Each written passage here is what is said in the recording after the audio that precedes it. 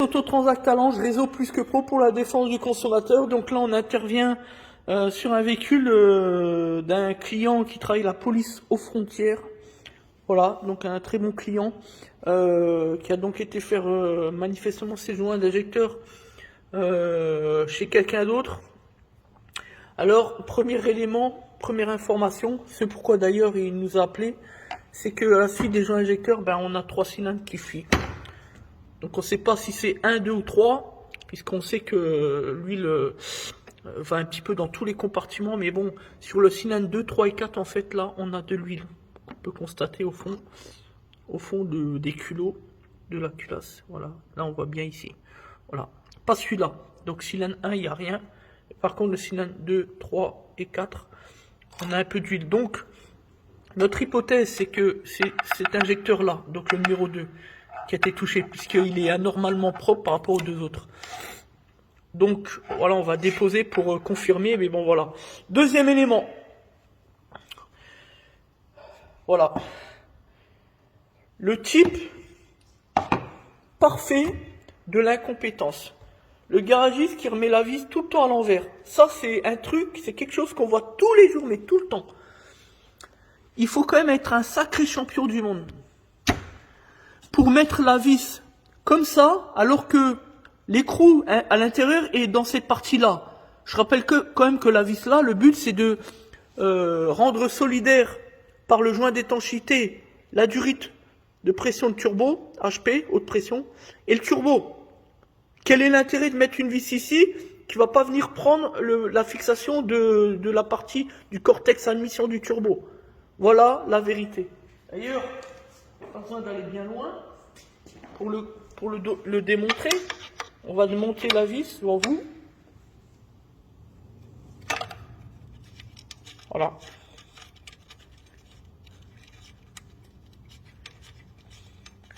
Il n'y a pas besoin de chercher midi à 14 h. Hein.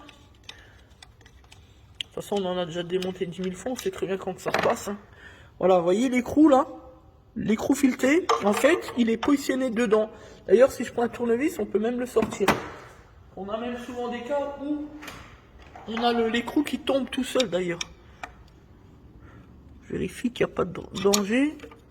Peut-être qu'il est collé ou il tient un peu mieux, mais je peux vous assurer qu'il est fixé dedans. Voilà. Il est fixé dedans. Et voilà, encore une fois, du bricolage. Alors là, on a quand même un garagiste qui connaît rien au métier de l'automobile. Franchement, on croirait finalement voir ce que l'on retrouve sur YouTube. Hein, vous savez, les pseudo-youtubeurs qui croient connaître un peu la mécanique, qui viennent dire, ah ben moi je fais mes joints d'injecteur moi-même.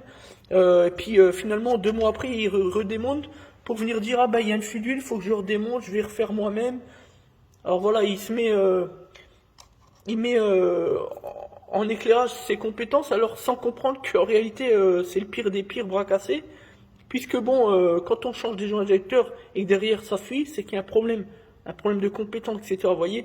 Donc ça c'est un peu le bricolage, voilà, ça c'est les bricoleurs du dimanche comme on le dit. Alors, on pourra interpréter nos propos comme on le souhaite, peu importe. La vérité c'est que quand on a affaire à des charlots, et bien voilà ce qui arrive. Alors je rappelle quand même que là on va démonter, on va analyser, mais attention, il n'est pas dit qu'on intervienne. Parce que quand on fait du bricolage, quand on connaît rien à l'automobile, et qu'on intervient sur une intervention aussi minutieuse que les joints d'injecteur, et que par exemple, comme on a déjà eu le cas, on a déjà vu, hein, qu'on force sur le culot, par conséquent derrière on flingue la culasse, derrière c'est 5 000 € de réparation. Pour une histoire de joint d'éjecteur, que nous on facture moins de 200 €, je rappelle quand même. Voilà la vérité, donc le risque il est là, faire très attention. Voilà. Ça a l'air de rien des joints d'éjecteur, parce qu'on entend le mot joint, donc on se dit ah ben c'est rien, on va changer des joints, voilà. Sauf que là on est sur une intervention extrêmement précise, extrêmement minutieuse, et qu'on ne doit pas prendre à la légère. Voilà la vérité.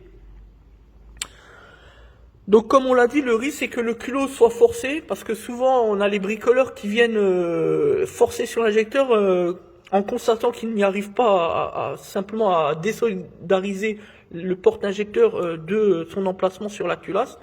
Donc ça, on force sans réfléchir et à la fin, on a flingué le culot qui lui a forcé sur la culasse.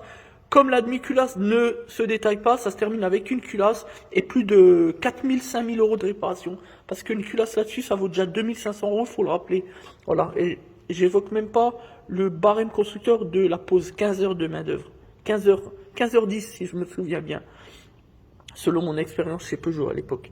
Donc voilà, donc on fait très attention. Allez, c'est parti. Donc nous, on va regarder, puis on vous tiendra au courant, comme d'habitude, dans le cadre de notre principe de transparence sur notre page Facebook. À bientôt.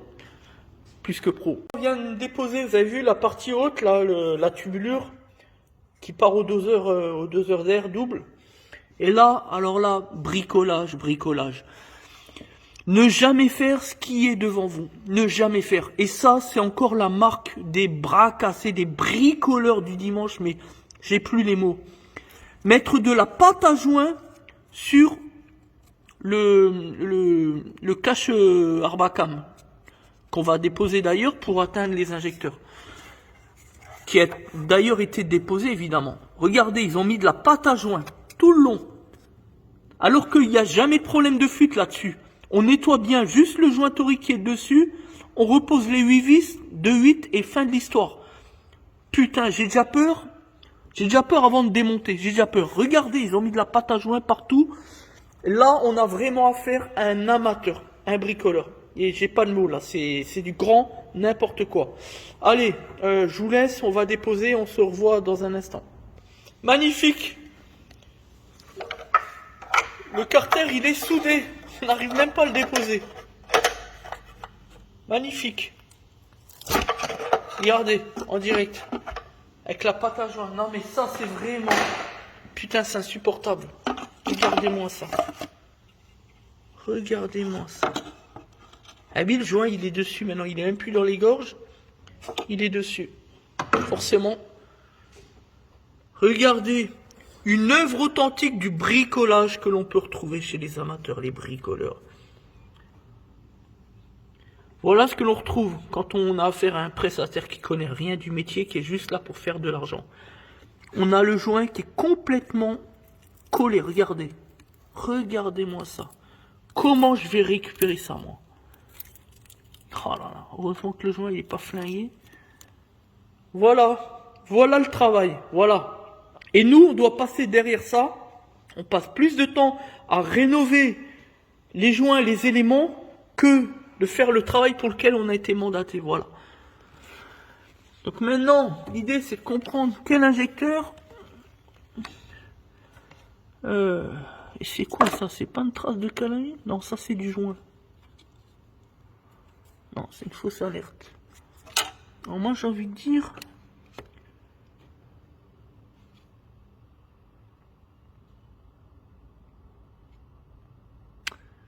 Lequel qui a été touché? Celui-là, il a l'air propre quand même. Il faut essayer de comprendre. Sinon, de toute façon, on va refaire les trois, puis c'est tout. Allez, c'est parti, voilà. Donc, ouais, bah, c'est tout, il n'y a rien à dire. Hein. Là, on est sur du bricolage. Il va falloir reprendre les travaux, puis j'espère que ça va bien se passer. Enfin, on va voir. Alors, on continue. On vient de déposer l'injecteur. Au rayon bricolage, on continue. Hein. On ne change pas une équipe qui gagne. On a un bricoleur, j'ai plus les mots là, qui a reposé un joint neuf sur un environnement dégueulasse. Puisque regardez au fond du puits, au niveau de la repose du joint du porte-injecteur, et ben en fait on a l'embase de la culasse qui est même pas été nettoyée. Donc là on a plein de merde. Alors c'est simple, on va le nettoyer. Vous voyez, on a un injecteur là. Effectivement, le joint est neuf, était reposé. Mais l'injecteur, on voit bien, ça a été nettoyé, ça se voit. Hein, voilà. Ça se voit, nous on a l'expérience, ça se voit. Mais là, malheureusement, on voit que c'est totalement dégueulasse. Alors, on va essayer de bien voir. Je sais pas si on voit bien. L'œil nu, on voit mieux qu'à la caméra en fait.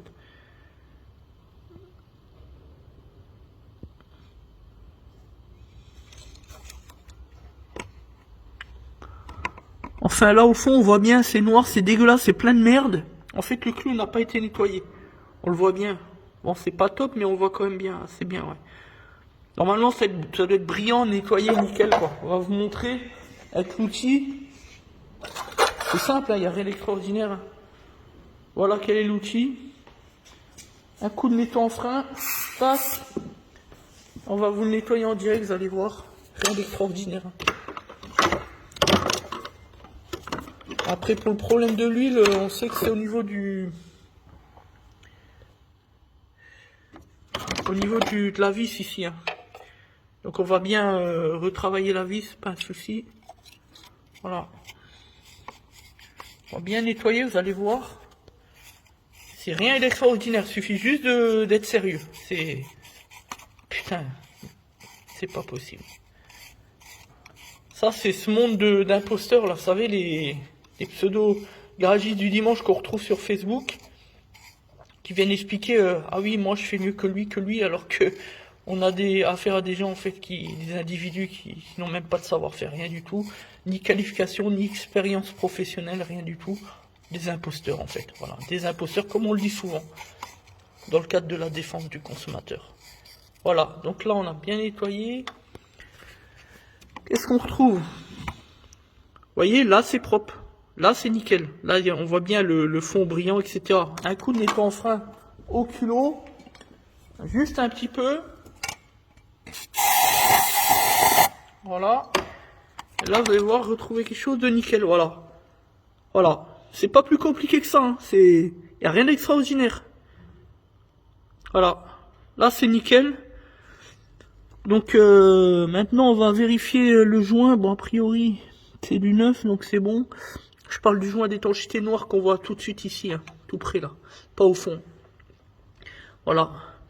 On va bien nettoyer pour voir s'il a bien, a priori il est bien posé, donc voilà. Donc maintenant on va travailler les deux vis là, qui sont à l'origine de la fuite d'huile, hein. Clairement, on sait que c'est connu, c'est la maladie. Voilà, ça peut arriver, donc voilà, c'est pas grave. Allez, c'est parti, merci à tous. Des Autotransact Allange, membre du réseau Plus que Pro, les meilleures entreprises de France, en satisfaction client. En tout cas, il y en a qui, c'est sûr, qui rentreront pas dans le réseau des meilleures entreprises de France. Il n'y a pas de match. Allez, à bientôt.